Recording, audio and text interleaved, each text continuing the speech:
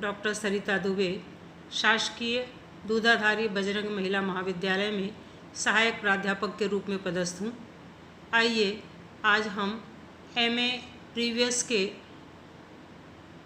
द्वितीय पेपर और MA second same के चतुर्थ पेपर के अंतिम इकाई में गुट निरपेक्ष आंदोलन एवं भारत इस विषय पर चर्चा करेंगे। गुट निरपेक्ष आंदोलन को जानने के लिए, समझने के लिए हम थोड़ा पीछे जाएं पृष्ठभूमि में। तो जब द्वितीय विश्व युद्ध समाप्त हुआ 1945 में, उसी समय द्वितीय विश्व युद्ध के महत्वपूर्ण परिणाम के रूप में शीत युद्ध आरंभ हुआ, जो दो महाशक्तियों के बीच में हुआ था। इस शीत युद्ध में एक तरफ पूंजीवादी अमेरिका तो दूसरे तरफ साम्यवादी रूस सम्मिलित था और इन दोनों देशों ने अपने अपने विचारों से संपूर्ण विश्व को प्रभावित करने का प्रयास किया। परिणाम स्वरूप जो एशिया और अफ्रीका में नए नए देश स्वतंत्र हुए थे, उदाहरण के लिए एशियाई देशों के नाम का मैं यहाँ उल्लेख करना चाहूँगी कि भारत, बर्मा, श्रीलंका, चीन, इंडोनेशिया, कंबोडिया, लाओस, मलाया, ये एशियाई देश नव स्वतंत्र देश थे।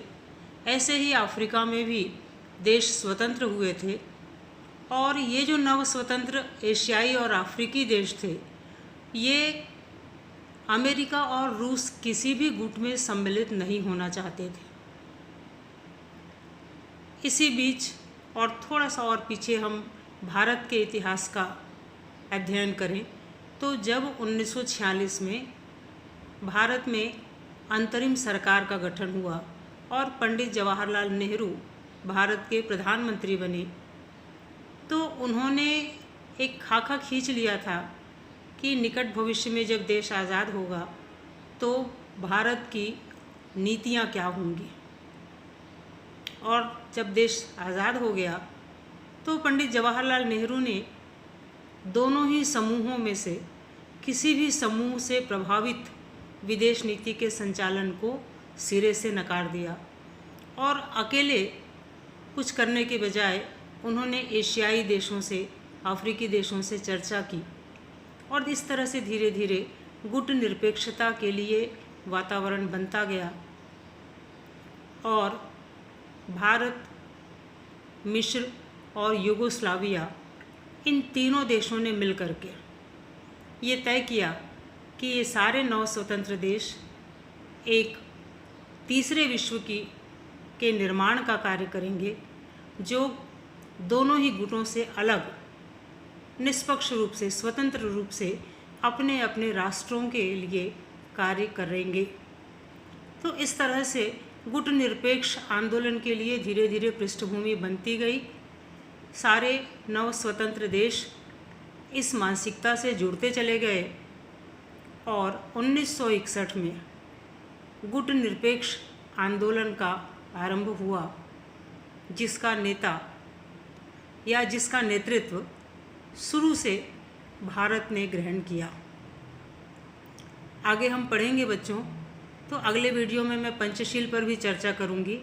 और जब गुट निरपेक्ष आंदोलन को आप देखें तो भारत के प्रधानमंत्री पंडित जवाहरलाल नेहरू ने जो पंचशील का सिद्धांत दिया था, वे सारे सिद्धांत इस गुट निरपेक्ष आंदोलन के आधार बने। तो बच्चों, गुट निरपेक्ष आंदोलन विधिवत कहिए 1961 के शिखर सम्मेलन जो बेलग्रेड में आयोजित हुआ था, वहाँ से शुरू हुआ और उस सम्मेलन में पहली बार 25 देशों ने शिरकत की और इन 25 देशों ने मिलकर के ये तय किया कि वे अपने अस्तित्व रक्षा और आत्म उन्नति, इन दो लक्ष्यों को लेकर के कार्य करेंगे और तृतीय विश्व के रूप में अपने अपने राष्ट्रों के विकास और विश्व की राजनीति से निरपेक्ष होकर के काम करेंगे। तो इस तरह से गुटनिरपेक्ष आंदोलन की शुरुआत शिखर सम्मेलन बेलग्रेड से हुई। और बच्चों यहाँ पर ये भी बता दूँ कि 2018 तक 18 बार शिखर सम्मेलन हो चुके। हर बार शिखर सम्मेलन में इसके सदस्य राष्ट्र सम्मिलित होते हैं, मिलकर बैठकर निशस्त्रीकरण, विश्व शांति, राष्ट्र के आर्थिक पुनर्निर्माण, विकासशीलता के रास्ते पर अग्रसर होने पर चर्चा करते हैं। आइए गुटनिरपेक्ष आंदोलन के कारणों पर ध्यान दें। तो गुटनिरपेक्ष आंदोलन के एक बड़ा कारण हम शीत युद्ध के समय की परिस्थितियों को ले सकते हैं, क्योंकि जब शीत युद्ध दो महाशक्तियों के बीच हुआ तो उस शीत युद्ध में लगभग दो समूहों में सारा विश्व सिमटता जा रहा था। जबकि पृष्ठभूमि में मैंने चर्चा भी की है कि जो नव स्वतंत्र राष्ट्र थे एशिया और अफ्रीका के, वे इन दोनों ही समूहों में सम्मिलित नहीं होना चाहते थे। तो एक बड़ा कारण है शीत युद्ध जन्य परिस्थितियाँ, जिन्होंने गुटनिरपेक्ष आंदोलन को स्थापित करने में महत्वपूर्ण योगदान दिया। एशियाई और अफ्रीकी जो नव स्वतंत्र देश थे, वे किसी भी समूह में सम्मिलित नहीं होना चाहते थे। वे अपने अपने देश का विकास करना चाहते थे। इसलिए उन्होंने दोनों ही समूहों से अलग रह करके अपने अपने राष्ट्र के पुनर्निर्माण पर जोर दिया। तो यह भी एक बड़ा कारण है गुटनिरपेक्ष आंदोलन का। आर्थिक पुनर्निर्माण की आवश्यकता थी, क्योंकि ये सारे देश जो नव स्वतंत्र थे, ये पूर्व में उपनिवेशवाद और साम्राज्यवाद की यूरोपीय राजनीति के शिकार थे।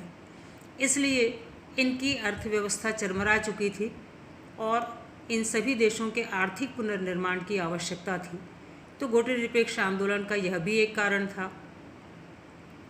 और अस्तित्व रक्षा का प्रश्न, क्योंकि ये सारे देश 1947 से 1957 के बीच में ही स्वतंत्र हुए थे, तो ये सारे देश नहीं चाहते थे कि वे फिर से किसी बड़े देश के प्रभाव में आएं और उनके अस्तित्व के लिए खतरा हो।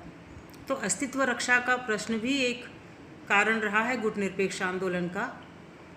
और बच्चों, ये जो गुटनिरपेक्ष आंदोलन हुआ, ये दोनों ही महाशक्तियों से दुश्मनी की नहीं थी, इनसे अलग रह करके इनसे दुश्मनी पालने की नहीं थी, बल्कि समय समय पर ये इन दोनों महाशक्तियों से मित्रता बनाए रखने के लिए भी प्रयास करते रहे थे।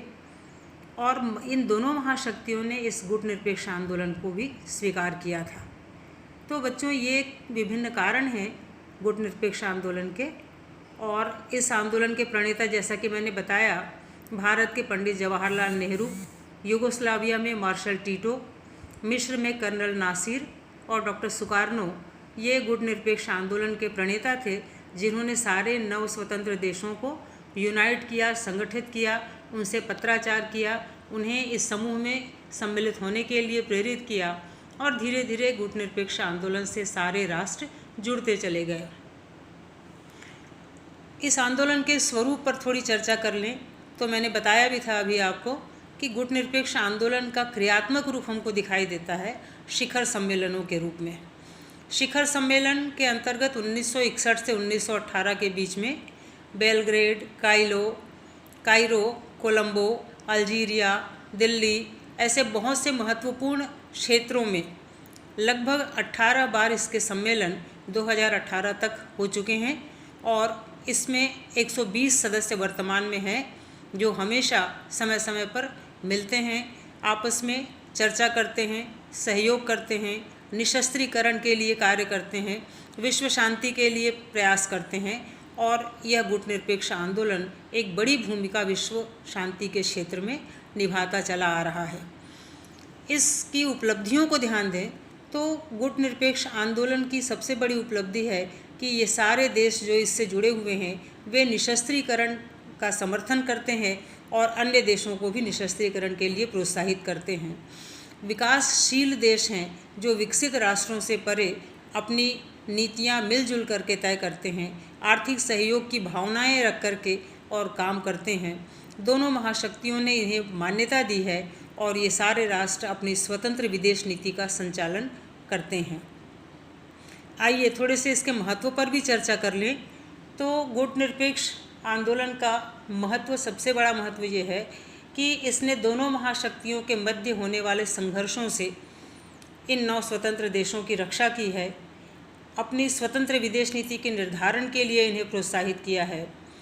विश्व शांति और निशस्त्रीकरण के क्षेत्र में इनका योगदान है ही है। यह गुट निरपेक्ष आंदोलन संयुक्त राष्ट्र संघ के बाद दूसरी बड़ी विश्व संस्था है, समूह है, जो लगातार विश्व शांति के लिए कार्य कर रही है। तो बच्चों, ये है गुट निरपेक्ष आंदोलन और भारत की भूमिका इस आंदोलन में शुरू से रही है। 1946 से पंडित जवाहरलाल नेहरू के विचारों से, प्रयासों से यह गुट निरपेक्ष आंदोलन अप्लावित रहा और आज तक यह आंदोलन भारत के महत्वपूर्ण भूमिका से संचालित होता आ रहा है। और इस तरह से हमारा ये वीडियो का पहला भाग यहीं पर समाप्त होता है और अगले वीडियो में हम चर्चा करेंगे पंचशील के सिद्धांतों की।